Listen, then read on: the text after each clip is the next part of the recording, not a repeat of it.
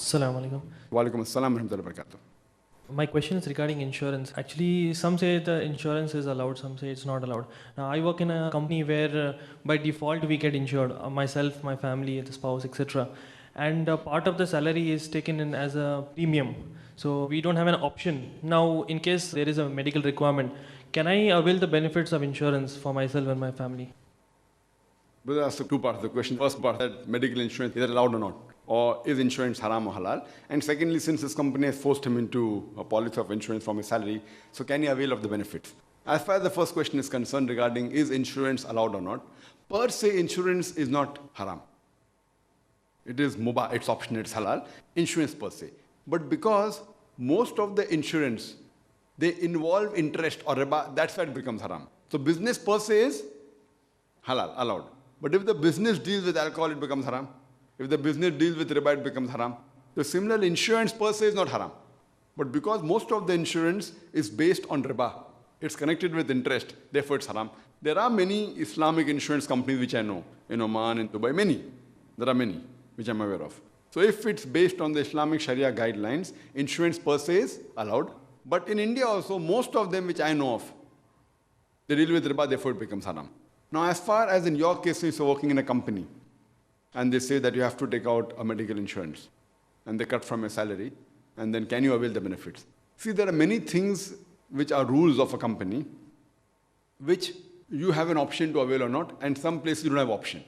As far as medical insurance is concerned, if the company cuts, I feel if you go and approach the management and say, I don't mind insurance, but because it is haram in our community, please don't cut my salary.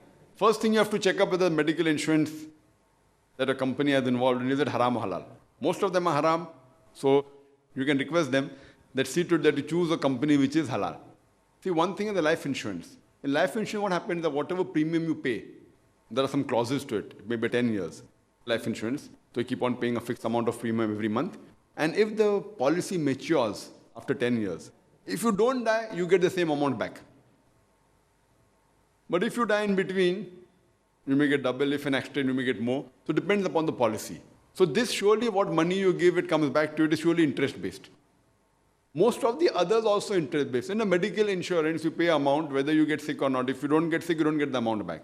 So depending on what the policy is and what is the basis of it to give you money back, because if they're giving you money for treatment, they have to acquire from somewhere else.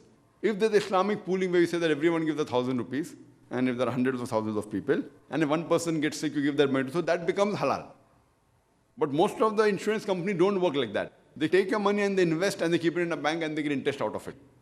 So it's the money that's taken from you, the premium taken from you, if it is invested in a business which is not haram, then the policy is halal. But most of the insurance company, they keep it in a bank for safety and they take interest which becomes haram. So which medical company has your company taken the insurance off, you have to check up. Most are haram, I know that. I can't say 100%. And if it's a haram, it's falling in the haram category, surely you can go and speak to the management and say that, see, I know that it is for my benefit, that if I give a medical insurance claim, my money is being cut maybe a few hundred rupees, but any problem. So you can give in writing that please don't cut my medical insurance claim, and if any medical expenses, I will bear from my own salary. So if you give in writing, I doubt whether any company will object. Now that's the difference, is that people don't go and speak to the management that way. So there's no rule of the government that the company should take medical claim from you. It is the policy of the company. And if you're able to convince to the company, say, this is my religion, it is haram, no Muslim may have come and told them that. So you explain to them, majority, I think, inshallah, most of them will agree with the demand. And there are many such cases which I have guided people in other aspects like offering salah. You go and request, why won't they accept it? But speak in a good way.